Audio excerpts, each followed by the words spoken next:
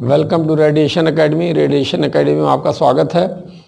और हम लोग पढ़ेंगे आज नेशनल इनकम का लास्ट पार्ट रहेगा। उसमें नेशनल इनकम में कल हम लोगों ने पढ़ा था, डिस्कस किया था सीएसओ कि सीएसओ भारत में राष्ट्रीय आय की गणना कौन करता है। तो ये इससे पहले जो पार्ट भेजा गया है आप लोगों के पास, उसमें इसकी चर्चा की जा चुकी है। अब हम पढ़ेंगे कि सीएसओ राष्ट्रीय आय की गणना में कौन कौन सी सावधानियां बरतता है। तो राष्ट्रीय आय की गणना में सावधानियां,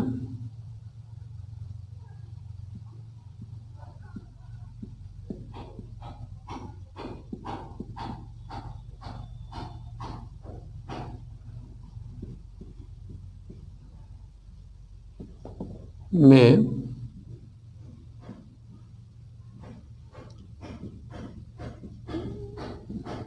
सावधानियां कौन कौन सी बरतनी पड़ती हैं। तो पहले तो ये कि अंतिम वस्तुओं को ही सम्मिलित किया जाता है, माध्यमिक वस्तुओं को नहीं सम्मिलित किया जाता है। इसमें तो अंतिम वस्तुएं क्या है, माध्यमिक वस्तुएं क्या है, हमने बताया था, शुरू में ही बता दिया था।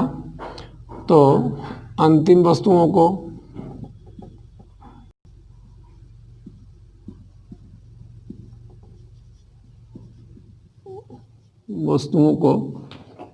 शामिल करते हैं,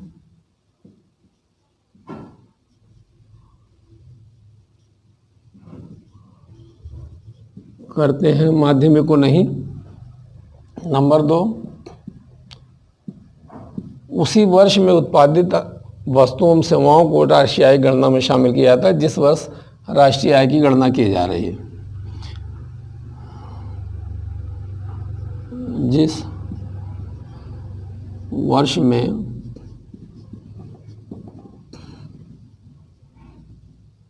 राष्ट्रीय आय की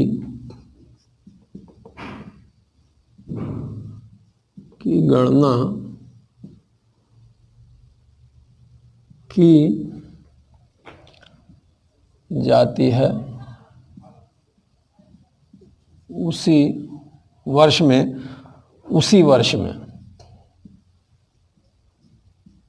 उत्पादित वस्तुओं एवं सेवाओं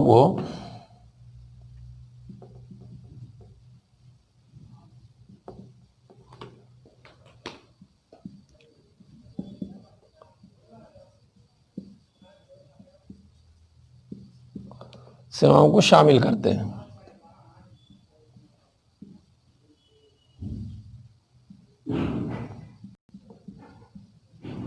जैसे राष्ट्रीय आय की गणना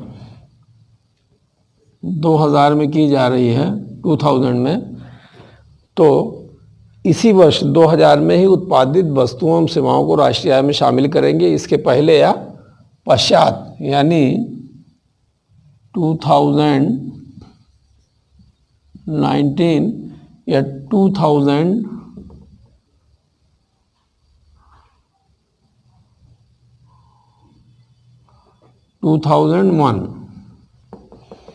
इसको नहीं शामिल करेंगे राष्ट्रीय आय गणना में। ना तो इस वर्ष में उत्पादित वस्तुओं एवं सेवाओं को शामिल करेंगे, ना इस वर्ष में। इसी वर्ष में 2000 में ही जो वस्तुएं सेवाएं उत्पादित हो रही हैं, उन्हीं वस्तुओं को राष्ट्रीय आय की गणना में शामिल करेंगे। इसके पूर्व पश्चात उत्पादित वस्तुओं एवं सेवाओं को राष्ट्रीय आय की गणना में शामिल नहीं करेंगे। तो ये हो गया। नंबर 3, उन्हीं वस्तुओं एवं सेवाओं को राष्ट्रीय आय की गणना में शामिल किया जाता है जो उत्पादन में वृद्धि से संबंधित होती हैं, जिनका उत्पादन से कोई संबंध नहीं होता है। जैसे शेयर है, बॉन्ड है, प्रतिभूतियां हैं, या सामाजिक सुरक्षा पर किया गया व्यय है। इन सबको राष्ट्रीय आय की गणना में नहीं शामिल करते हैं। जैसे शेयर है, शेयर, बॉन्ड, प्रतिभूतियां,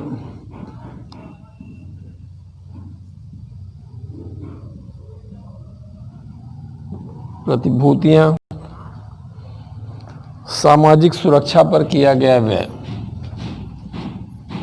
वेरी वेरी इंपॉर्टेंट, सामाजिक सुरक्षा पर किया गया व्यय, इनको राष्ट्रीय आय की गणना में नहीं शामिल करते हैं। क्यों? क्योंकि ये उत्पादन से संबंधित नहीं है। शेयर, बॉन्ड, प्रतिभूतियाँ, सामाजिक सुरक्षा पर किया गया व्यय, ये पैसा तो इन्वेस्ट होता है, लेकिन इसके बदले में हमको कोई वस्तु या सेवा नहीं मिलती है, तो इसलिए इनको राष्ट्रीय आय की गणना में नहीं शामिल किया जाता है। अब इसके बाद हम पढ़ेंगे कि CSO समस्त अर्थव्यवस्था को कितने भागों में बांट करके राष्ट्रीय आय की गणना करती है। तो ये 3 क्षेत्रों में बांट करके राष्ट्रीय आय की गणना करती है संपूर्ण अर्थव्यवस्था को। प्राथमिक क्षेत्र,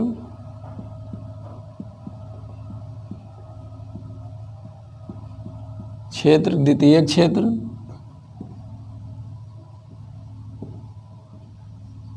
एक क्षेत्र और तृतीयक क्षेत्र।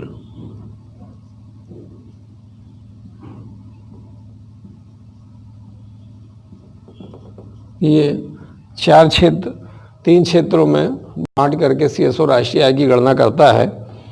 ये कौन कौन से क्षेत्र हैं? प्राथमिक क्षेत्र, द्वितीयक क्षेत्र, तृतीयक क्षेत्र। प्राथमिक क्षेत्र में क्या आता है? कृषि,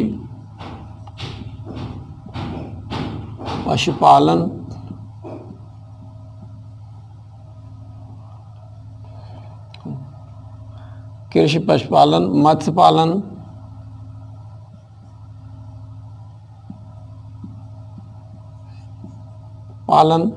वानिकी।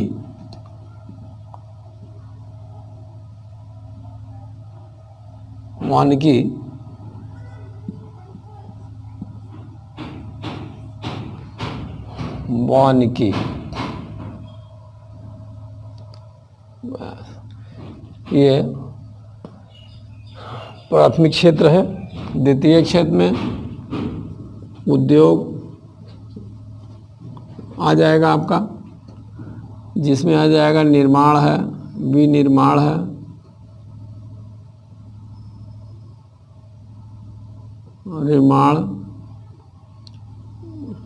विनिर्माण,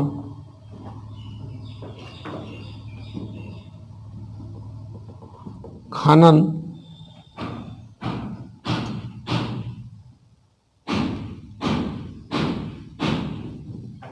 उत्खनन।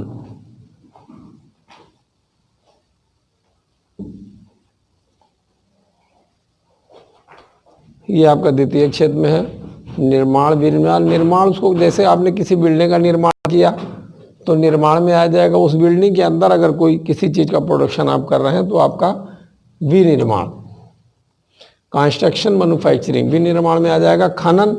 खनन जैसे किसी मोरंग है, बालू है, गिट्टी है, किसी चीज़ की जो भूमि से किसी चीज़ को खुदाई की जाती है तो उसको खनन कहते हैं, जो गहराई में खुदाई की जाती है। उत्खनन उसे कहते हैं जो चौड़ाई में खुदाई की जाती है, उसको उत्खनन कहते हैं। तृतीय क्षेत्र में आपका आ जाएगा सेवाएं हैं। तृतीय क्षेत्र में सेवाएं आपकी आएंगी। इसमें समस्त प्रकार की सेवाएं आ जाएंगी, जैसे परिवहन है,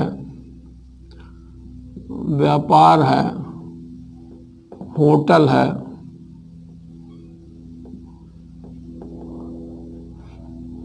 रेस्टोरेंट है,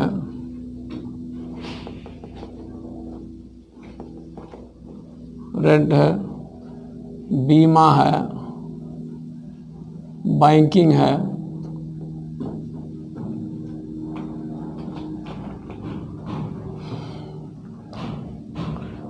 होटल, बीमा, बैंकिंग।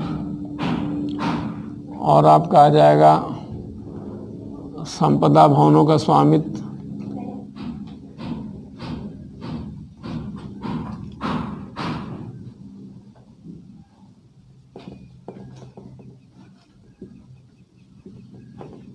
तो आपका इसमें आ जाएगा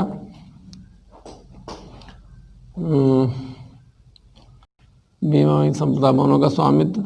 वैयक्तिक सेवाएं,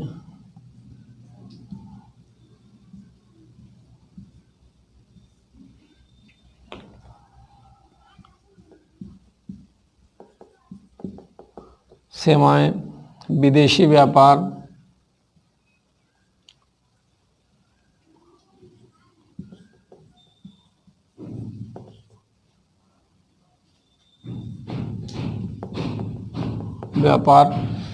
ये आपका क्या है, राष्ट्रीय आय की गणना सीएसओ जब करता है तो समस्त अर्थव्यवस्था को 3 क्षेत्रों में बांटा गया है। प्राथमिक क्षेत्र, द्वितीय क्षेत्र, तृतीय क्षेत्र। प्राथमिक क्षेत्र में कृषि से उससे संबंधित मदें आती है, जैसे कृषि है, पशुपालन है, मत्स्य पालन है, वानिकी है। द्वितीय क्षेत्र में उद्योग, यानी उसमें निर्माण, विनिर्माण, खनन, उत्खनन। तृतीय क्षेत्र में सेवाएं आपकी आएंगी, समस्त प्रकार की सेवाएं, जैसे परिवहन है, व्यापार है, होटल है, रेस्टोरेंट है, बीमा, बैंकिंग है, संपदा बहनों का स्वामित्व, वैयक्तिक सेवाएं, विदेशी व्यापार वगैरह वगैरह। ये तृतीय क्षेत्र में आएंगे आपकी सेवाएं। द्वितीय क्षेत्र में आपका उद्योग आ जाएगा। प्राथमिक क्षेत्र में आपका आ जाएगा कृषि, पशुपालन। ये प्राथमिक क्षेत्र में एक नई चीज़ आप लोगों को बता दें, प्राथमिक क्षेत्र में जो लोग काम करते हैं उनको, उस जॉब को कहते हैं रेड कॉलर जॉब। रेड हो सकता है ये न दिखे आपको, रेड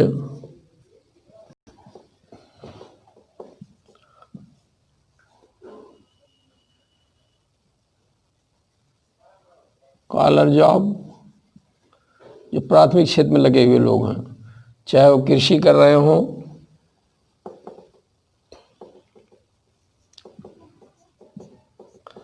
चाहे कृषि काम कर रहे हो, या पशुपालन काम करते हैं, या मत्स्य पालन काम करते हैं, मछली पालन का, या वनों में अपना कंदमूल ये सब इकट्ठा करना, शहद निकालना, ये काम करते हैं, वानिकी का, तो ये रेड कॉलर जॉब में आते हैं। द्वितीय क्षेत्र में जो लोग काम करते हैं, इसको जो कुशल श्रमिक होते हैं, जो पढ़े लिखे हैं या अपने काम को करने में दक्ष हैं, कुशल हैं, तो उनको क्या कहते हैं, white collar job, white collar job.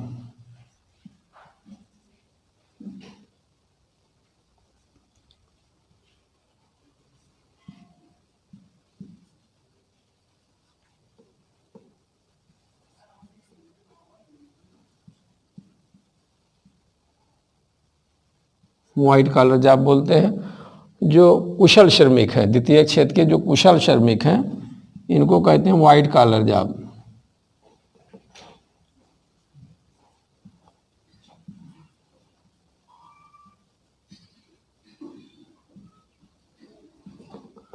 और इसमें जो अकुशल श्रमिक हैं, अकुशल, उनको ब्लू कॉलर जॉब बोला जाता है, ब्लू कॉलर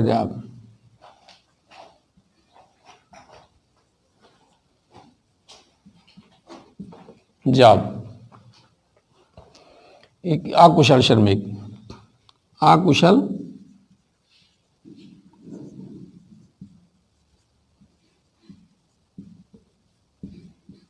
श्रमिक। तो ये कुछ महत्वपूर्ण चीज़ें हो गई कि राष्ट्रीय आय कैसे इसकी गणना करता है सीएसओ, राष्ट्रीय आय की समस्त अर्थव्यवस्था के 3 क्षेत्रों में बांटता है, उसके बाद करता है। अब हम इससे संबंधित कुछ चीज़ें और आपको बता दें, आंकड़ों से संबंधित।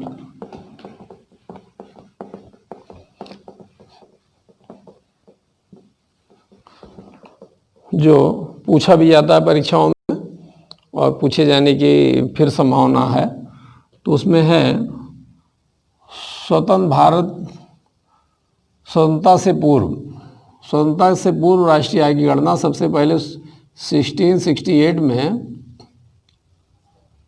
दादा भाई नौरोजी ने,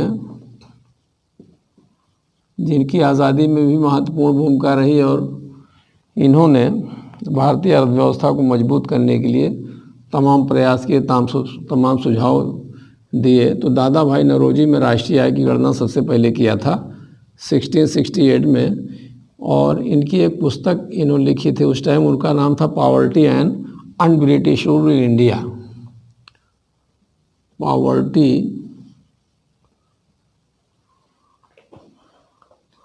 and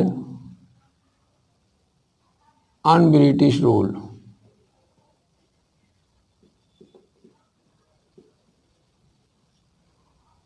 on British rule in India. India इनकी पुस्तक का नाम था, दादा भाई नौरोजी की।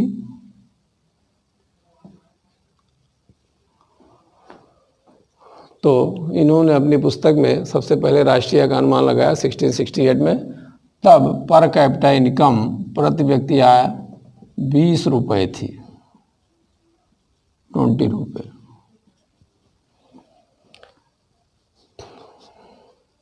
इसके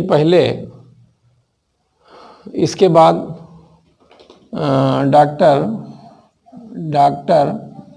वी.के. आर.वी. राव ने वैज्ञानिक ढंग से पहली बार राष्ट्रीय आय की गणना किया था। इन्होंने अर्थव्यवस्था को 2 क्षेत्रों में बांटा, कृषि क्षेत्र और निगम क्षेत्र। तो वैज्ञानिक ढंग से अगर आपसे पूछा जाए कि भारत में स्वतंत्रता के पूर्व वैज्ञानिक ढंग से राष्ट्रीय आय की गणना किसने किया था, तो डॉक्टर वी.के. आर.वी. राव ने वैज्ञानिक विधि से।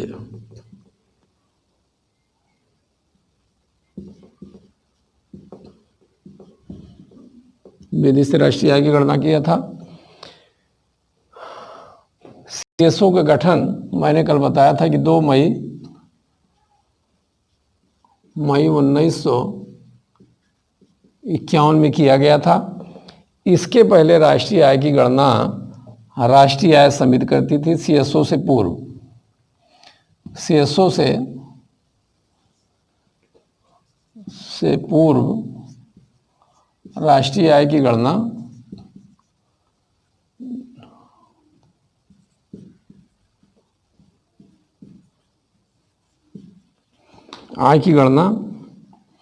राष्ट्रीय आय समिति करती थी।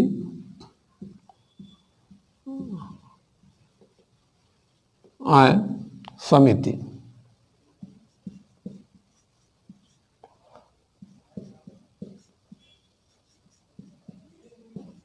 करती थी, जिसका गठन 1949 में किया गया था, जिसके अध्यक्ष थे राष्ट्रीय आय समिति के अध्यक्ष।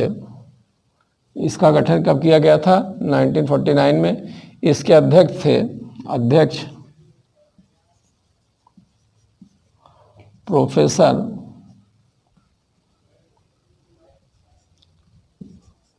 महालानोबिस।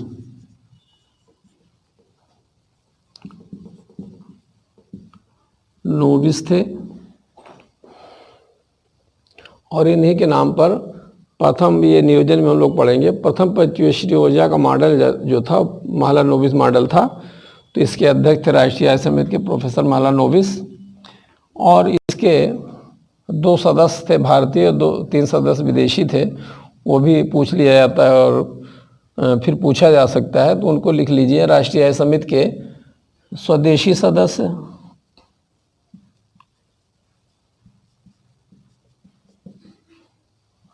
थे professor DR. Gadgil,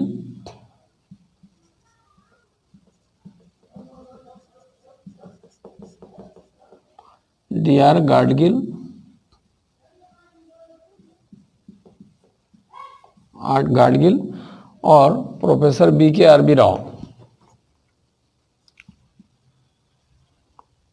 BK. RB. Rao ये स्वदेशी सदस्य। महत्वपूर्ण बात यह है कि इस समिति के 3 विदेशी सलाहकार भी बनाए गए थे, जिनका नाम था विदेशी सलाहकार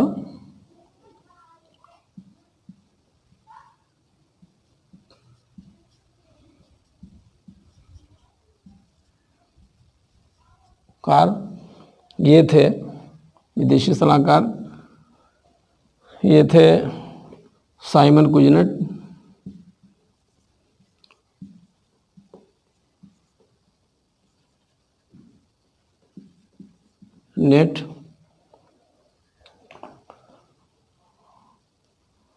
डॉक्टर डरकसन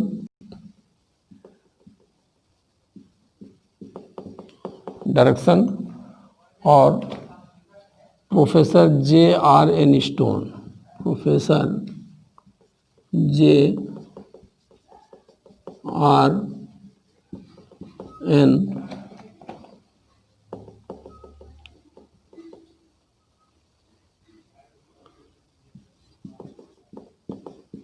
स्टोन, ये 3 इसके विदेशी सलाहकार थे इस राष्ट्रीय आय समिति के। तो आपका ये हो गया जो प्रीलिम्स के एग्ज़ाम में पूछे जाते हैं। ये भी पूछ सकता है कि poverty and un-British in India के लेखक कौन है, तो दादा भाई नौरोजी हैं। इन्होंने महत्वपूर्ण काम क्या किया था, इस पुस्तक में राष्ट्रीय आय की गणना किया था, तो 20 रुपये थी 1668 में, और इससे भी संबंधित क्वेश्चन पूछे जा सकते हैं। अब कुछ चीज़ें और आप लोगों को बताई जाएंगी जो आंकड़े होते हैं, और बाकी तो राष्ट्रीय आय में जितनी चीज़ें थी वो लगभग सारी चीज़ें बताई जा चुकी हैं। अब आप लोगों को मेरे ख्याल से तो अभी तो आंकड़ा पढ़ाने की आवश्यकता है नहीं, क्योंकि ये लॉकडाउन का दौर चल रहा है, इसमें पता नहीं कब कौन सा एग्ज़ाम हो। तो उस आंकड़े के लिए अगर आप चाहेंगे तो आपको सारे आंकड़े जो है कुछ पत्रिकाओं में आपको मिल जाएंगे, एग्ज़ाम से पहले जो पत्रिकाएं आती है। तो ये आपका नेशनल इनकम लगभग समाप्त हो गया है। इसमें थोड़ा सा कुछ चीज़ें और बता दें आप लोगों को, जैसे आपका क्या है, पर्सनल इनकम क्या है, डिस्पोजेबल इनकम क्या है। ये अब लास्ट टॉपिक है इस नेशनल इनकम का। नेशनल इनकम में जो सारी चीज़ें थी, चाहे फैक्चुअल रही हो या कॉन्सेप्चुअल रही हो, उसके बाद हम लोगों ने डिस्कस कर लिया है। कुछ चीज़ें और बता दें, वो पढ़ने पढ़ाने के दौरान वो सारी चीज़ें भी आती हैं, जैसे पर कैपिटल इनकम आपने पढ़ लिया है। एक होता है व्यक्तिगत आय,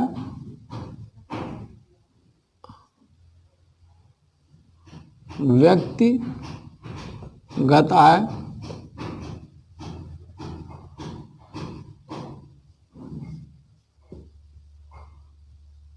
व्यक्तिगत आय, पर्सनल इनकम,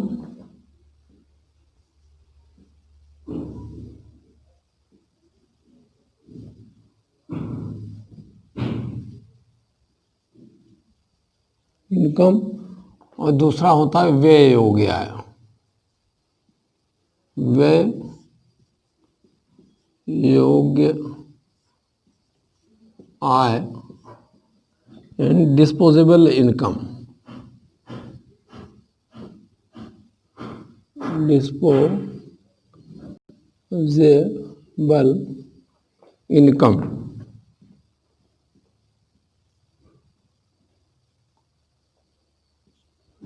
ये होता है। व्यक्तिगत आय क्या होती है? सभी स्रोतों से, व्यक्तियों द्वारा सभी स्रोतों से अर्जित आय का योग होती है। सभी स्रोत जैसे क्या है? एक, उत्पादक सेवाओं के कारण, उत्पादक सेवाओं के कारण, सेवाओं से अर्जित आय, और दूसरा क्या होता है? एक होता है हस्तांतरण भुगतान।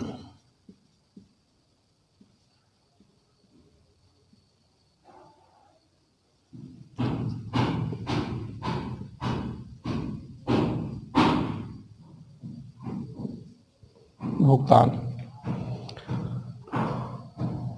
तो इन दोनों जो कुछ भी हम किसी, जैसे किसी चीज़ का उत्पादन कर रहे हैं, किसी सेवा का उत्पादन कर रहे हैं, उससे जो हमारी आय अर्जित होगी वो, और हस्तांतरण भुगतान। हस्तांतरण भुगतान में करते क्या हैं कि सार्वजनिक ऋणों पर प्राप्त ब्याज,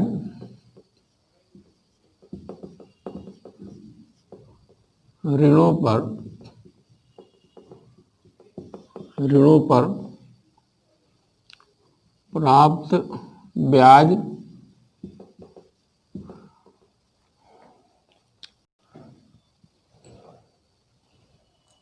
पेंशन प्राप्तियां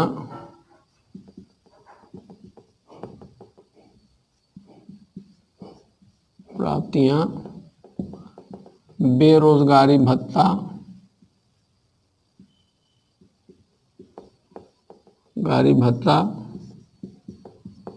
तथा अन्य प्रकार के अनुदान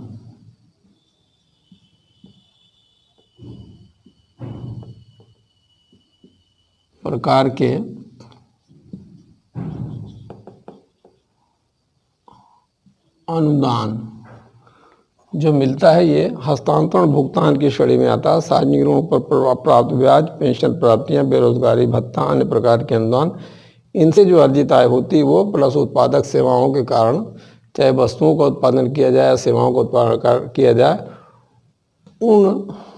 इन दोनों स्रोतों से अर्जित जो आय होती है वो आपका क्या होती है? व्यक्तिगत आय होती है।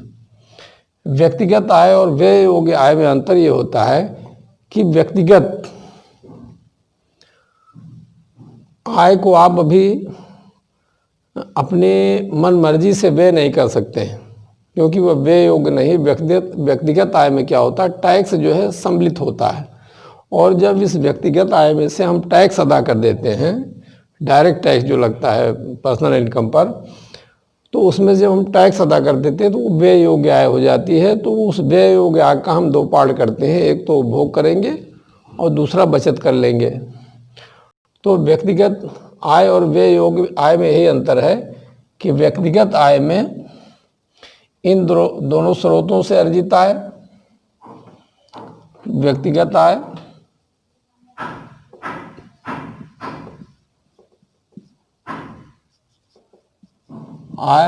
इन दोनों स्रोतों से अर्जित आय प्लस टैक्स उसमें इंक्लूड होगा।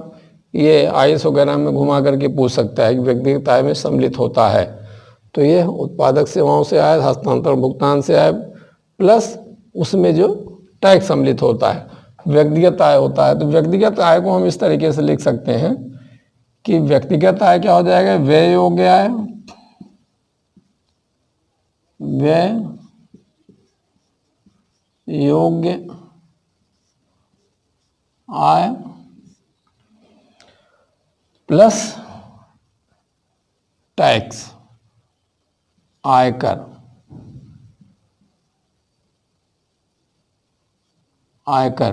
इन दोनों को मिलाकर के व्यक्तिगत आय होता है। जब इस व्यक्तिगत, अब इसको पक्षांतर कर लीजिए कि व्यक्तिगत आय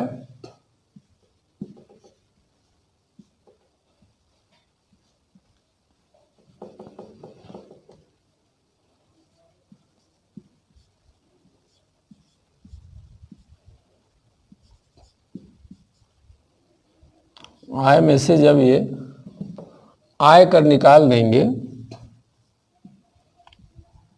आयकर, तो ये हो जाएगा आपका व्यय योग्य आय।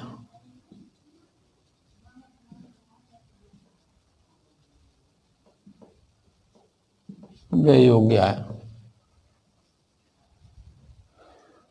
व्यक्तिगत आय में से आयकर निकालेंगे तो व्यय योग्य आय हो जाएगा, और इस व्यय योग्य आय को आप मन मर्जी से व्यय कर सकते हैं। और अक्सर होता ये है कि जब अर्थव्यवस्था में बचत किया जा रहा है तो व्यय योग्य आय के दो पार्ट किए जाते हैं।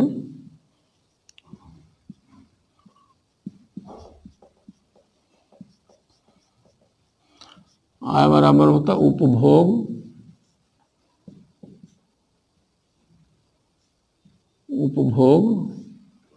प्लस बचत।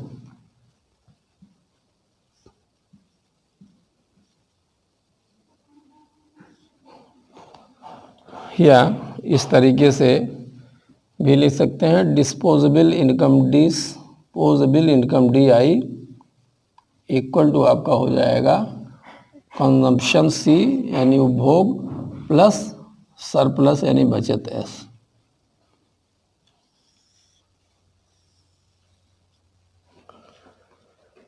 ये हो गया आपका, और ये आपका नेशनल इनकम अब यहीं पर आप समाप्त हो जाता है आज। Subscribe now and press the bell icon.